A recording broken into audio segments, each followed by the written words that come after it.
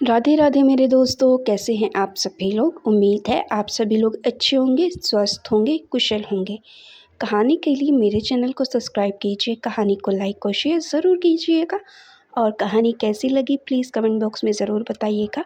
कहानी को लेकर कोई भी राय या सुझाव हो वो भी ज़रूर दीजिएगा। तो शुरू करते हैं हम आज की अपनी कहानी। नेहा गुनगुना रही थी, हैप्पी बर्थडे टू यू। उसके हाथ में अपने पति शाश्वत की फ़ोटो थी। नेहा की आंखों से अश्रुधारा बह निकली। वो प्यार से शाश्वत के चेहरे पर हाथ फेर रही थी। कहाँ चले गए मुझे छोड़कर शाश्वत, वो भावुक होकर बोल पड़ी। उसका पति शाश्वत कारगिल युद्ध में शहीद हो गया था।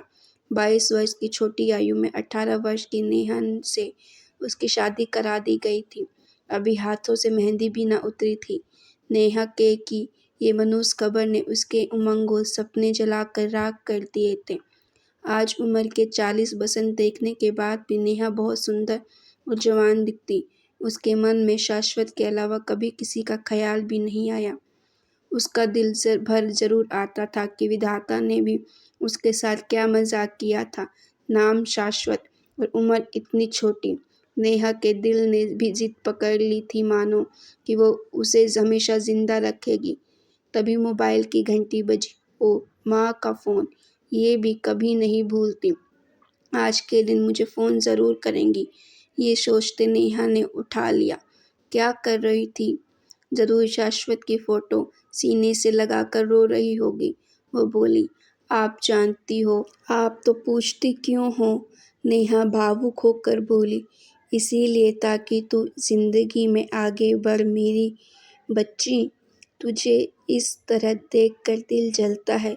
तू मेरी बहू न रह सकी तो क्या, मेरी बेटी बन जा और एक दामाद ले आ मेरे लिए प्लीज़। अपनी सास रेणु की ये सब बात सुनकर नेहा मुस्कुरा दी। कौन कहेगा कि आप मेरी सास हैं? मुझे बेटी से ज़्यादा प्यार दिया है आपने। माँ की बात मानती क्यों नहीं फिर? जल्दी से किसी को पसंद कर ले और मुझे खुशी दे दे मेरी बच्ची। नहीं माँ, ये समाज क्या कहेगा? लोग कहेंगे कि अपनी शारीरिक ज़रूरतों के लिए इसने दूसरा विवाह कर लिया। 10 ताने मारेंगे मुझे। फिर मैं मेरे शाश्वत के साथ ही खुश हूँ, ना जाने कब कौन मिले। तू कहे तो मैं कोई अच्छा सा लड़का ढूंढूं तेरे लिए। पिछली बार की तरह उसे भगा मत देना। अच्छा माँ, हंसते हुए नेहा कहती है, कोई दरवाजे पर है, बाद में बात करती हूँ। यस, आप कौन? दरवाज़ा खोलते ही नेहा बोली। एक स्मार्ट यंग लड़का कोई 25-30 बरस का दरवाजे पर खड़ा था। जी नमस्ते, उसने हाथ जोड़ दिए और प्यारी सी मुस्कुराहट के साथ बोला, मैं सामने नए फ्लैट में आया हूँ, प्लीज़ मेरी चाबी रख लीजिए। मैं एक मेड लगाई है जो शायद आपके भी काम करती हैं। वो आपसे ही इसे ले लेगी और काम ख़त्म करके दे भी जाएगी आपको। 2-1 दिन में उसकी अलग चाबी बनवा दूंगा, तब तक आपको कष्ट दे सकता हूँ। अरे इसमें कष्ट कैसा, पड़ोसी होने के नाते ये तो कर ही सकती हूँ मैं, नेहा बोली। आइए चाय पीकर जाए। उसने औपचारिकता निभाई। वो थोड़ा झिझका लेकिन फिर अंदर आ ही गया। नेहा चाय बिस्कुट ले आई कुछ देर में। तब तक वो उसके कमरे की हर चीज़ें ध्यान से देख रहा था। ये पेंटिंग्स आपने बनाई हैं? सामने एक खूबसूरत लड़की की पेंटिंग को इशारा करते हुए वो बोला। जी, खाली वक्त नहीं कटता तो कभी बना लेती हूँ, वो बोली। ब्रिलियंट, उसकी आंखों में प्रशंसा के भाव थे। चाय के घूंट भरते ही वो झूम उठा। क्या चाय बनाई आपने, वाह! कोई जादुई मसाला डाला क्या? थैंक यू, नेहा मुस्कुराई, ये सीक्रेट है। सामने शाश्वत की फोटो देख वो बोला, ये कौन? मेरे हस्बैंड, नेहा ने गर्व से कहा। इस वक्त कहाँ है ऑफिस? वो एक सोल्जर थे जो कारगिल युद्ध में वीर गति को प्राप्त हो गए। ओ माय गॉड, उसकी चाय थोड़ी छलकी थी। उसने खड़े होकर नेहा को सैल्यूट किया। You mean you are his widow? आप इतनी उम्र की बिल्कुल नहीं लगती। सब ऐसे ही कहते हैं, नेहा लापरवाही से बोली। मुझे धीरज कहते हैं। उस लड़के ने पहली बार अपना नाम बताया और नेहा की तरफ हाथ बढ़ाकर दोस्ती का। नेहा कुछ संकुचित सी हुई, लेकिन फिर आत्मविश्वास से उसने धीरज का हाथ अपने हाथ में लेकर हिला दिया। बरसों बाद किसी पर पुरुष के हाथ के स्पर्श से नेहा कुछ विचलित हुई थी। धीरज सीधे उसकी आंखों में देख रहा था और उसका हाथ बड़ी शालीनता से दबा रहा था। ना चाहते हुए भी नेहा उससे एकदम हाथ न छुड़ा सकी। शायद उसे वो स्पर्श अच्छा लग रहा था। कुछ समय बात करते करते वो चला गया, लेकिन एक बेचैनी सी नेहा के दिल में छोड़ गया था। सारे दिन उसे अपने हाथ पर नीरज के हाथों की अनुभूति होती रही थी। नेहा की जिंदगी में ये पहली बार हुआ था जब शाश्वत के बाद किसी ने उसका हाथ अपने हाथ में लेकर दबाया हो। आज से पहले कितने ही पुरुषों से वो मिली। उन्होंने नेहा से दोस्ती भी करनी चाही थी, पर आज वाली अनुभूति उसे कभी ना हुई थी। नेहा ने सिर झटक दिया अपना। क्यों बेवकूफ़ों की तरह सोच रही हूँ? वो बहुत छोटा है उम्र में। फिर कौन जाने शादीशुदा हो, एंगेज हो। लगता है आज माँ की बात का असर है मेरे दिमाग पर, उन्होंने कहा और मैं संभावनाएं तलाशने लगी। कुछ दिन बीते, नेहा के दिमाग से धीरज उतरा नहीं था। एक दिन शाम को धीरज फिर आ धमका। आज उसके हाथ में लाल गुलाब का एक बुके था।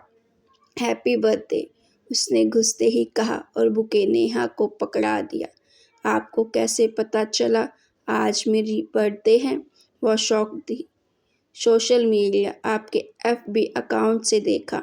आपको बुरा लगा? सॉरी, उसने मुंह लटका लिया था। नहीं, ऐसा कुछ नहीं। धीरज को नर्वस देखकर नेहा को खुद पर कोफत हुई। मेरी फीलिंग्स इसके लिए गलत हैं। इससे ऐसा कुछ अनुभव हो, ज़रूरी तो नहीं। बिन बात बेचारे को टोक दिया। आज का क्या प्रोग्राम है आपका? धीरज उसकी बातों से उत्साहित होकर बोला। क्या प्रोग्राम होना है? मेरा कौन है जिसके साथ मैं कहीं जाऊंगी? नेहा अचानक से बोल उठी। उसे एहसास हुआ कि वो गलत बात बोल गई। अपनी बात संभालते हुए बोली, मुझे ज़्यादा शौक भी नहीं बाहर जाने का। आपकी इजाज़त हो तो मैं आपको आज कहीं ले जाऊं अपने साथ। धीरज उसके करीब आकर उसकी आंखों में देखता बोला। नेहा पर फिर से उसकी नज़दीकी का नशा छाने लगा था। वो दिल से उसे मना करना चाहती थी, पर जुबान से हाँ बोल गई। धीरज ने खुश होकर कहा, हुर्रे! एक बार फिर उसने नेहा का हाथ अपने हाथ में लेकर दबा दिया। कितने दिनों से इस इंतज़ार में थी नेहा। उसके स्पर्श से वो पिघलने लगी थी। उसे यकायक धीरज का हाथ छोड़ दिया। आप जाओ यहाँ से प्लीज़, मुझे अकेला छोड़ दो। क्या हुआ नेहा आपको? धीरज ने उसके दोनों कंधे अपने हाथों से पकड़ कर कहा। मेरी आंखों में देखिए, बताइए आपको क्या बात परेशान कर रही है प्लीज़। धीरज को अपने इतने पास देखकर नेहा घबरा गई। उसका दिल किया वो उसे लिपट कर फूट फूट कर रोए, पर वो ऐसा नहीं कर पाई। आप क्यों मेरे करीब आते हैं धीरज? मुझसे सहन नहीं होता, क्योंकि आपसे दूर मुझसे भी रहा नहीं जाता। उस दिन के बाद एक मिनट भी मैं चैन से सोया नहीं। पता नहीं मुझे क्या हो गया। मेरी माँ ने मुझे हज़ारों लड़कियों की फ़ोटो भेजी, पर मैंने किसी को नहीं देखा। पर आपको देखते ही जो अनुभूति हुई, वो सर्वार्थ अनोखी है। नेहा, उसकी बातें सुनते ही नेहा का धैर्य का बांध टूट गया था। वो दोनों लिपट गए एक दूसरे से। बहुत देर तक लिपटते रोते रहे, चूमते रहे एक दूसरे को, गिले शिकवे साझा करते रहे। क्यों मुझे केवल तुम ही पसंद आई नेहू? उसकी गोद में सिर रखे वो बोला। लेकिन हमारे इस रिश्ते का क्या नाम होगा धीरज? मैं कंफ्यूज हूँ, वो बोली। क्यों मैं तुमसे शादी करूँगा? तुम्हें प्यार किया है मैंने और तुम भी तो मुझे करती हो। धीरज बोला, और हमारी उम्र का अंतर, तुम बहुत छोटे हो मुझसे। कांपती आवाज में नेहा बोली, लड़कियां भी तो पुरुष से बहुत छोटी हैं। जब उसमें किसी को ऑब्जेक्शन नहीं तो इसमें क्यों? लेकिन लोग क्या कहेंगे धीरज? मुझे गलत समझेंगे। हो सकता है तुम्हें भी मुझसे मन। वो चुप हो गई बोलते बोलते। क्या नेहू, बोलो ना, क्या कह रही थी तुम? धीरज ने बेचैन होकर पूछा। तुम मेरी जिंदगी हो, मैं तुम्हें अपना बनाकर ही रहूंगा हर हाल में। धीरज चला गया और छोड़ गया था नेहा को बेचैन कर। आज से पहले उसने किसी पुरुष के साथ, यहाँ तक कि शाश्वत के साथ भी वैसी नज़दीकी नहीं देखी थी। उसके रोम रोम को धीरज का साथ चाहिए था। अब वो और इंतज़ार नहीं करना चाहती थी। अगले दिन उसकी फ्रेंड रितु का फ़ोन आया। वो उसके पास आ रही थी उससे मिलने लंच पर। नेहा खूब अच्छे से तैयार हुई, लंच बनाया। आज वो अपने दिल का सारा हाल रितु को बताने को बेताब थी। किसी दो को एक को बताकर वो अपने अपराध बोध जो उसके मन में शुरू से पल चुका था, उससे मुक्त होना चाहती थी।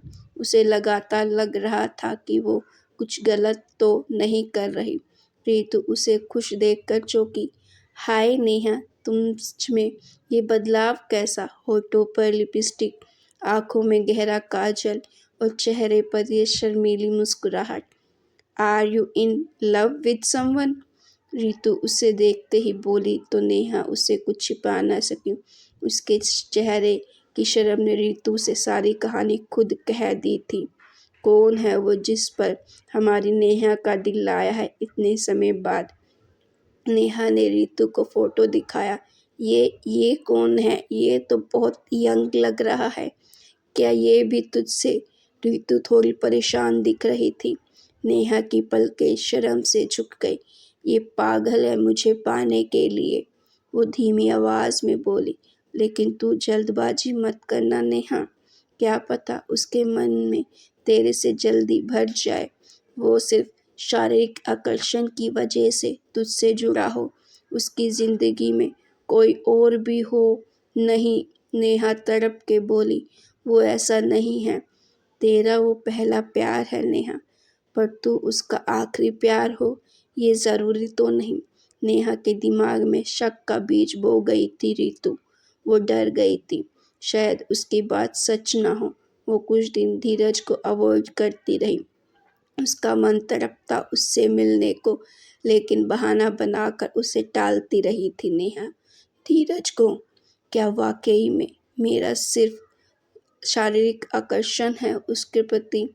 क्या ये वासना है, प्यार नहीं? वो खुद से पूछती और निरुत्तर रह जाती। रही सही कसर उसकी पड़ोसन मिसेस शर्मा ने पूरी कर दी एक दिन। वो अपने किसी परिचित का हवाला देते बोली, सुना नेहा तुमने, कितना खराब जमाना आ गया है। पहले पिक्चरों में सुनते थे, अब हर जगह ये गंदा खेल होने लगा है। कैसे गंदे खेल शर्मा मैम? वो डरी हुई बोली। मेरी एक जानकार है, उन्होंने अपने से 20 साल छोटे लड़के से ब्याह रचा लिया। बताओ, हद ही हो गई। लेकिन ऐसा भी तो हो सकता है वो दोनों प्यार करते हों। बालिग तो होंगे ही वो लड़का। नेहा बोली, खूब जानती हैं ऐसी औरतों को। अकेलेपन का नाम लेकर यंग लड़कों को शिकार बनाती हैं। मिसेस शर्मा क्या क्या बोलती गई, लेकिन नेहा की कुछ सुनाई नहीं आ रहा था। वो जड़ हो गई। ये ही हाल मेरा होगा कल को।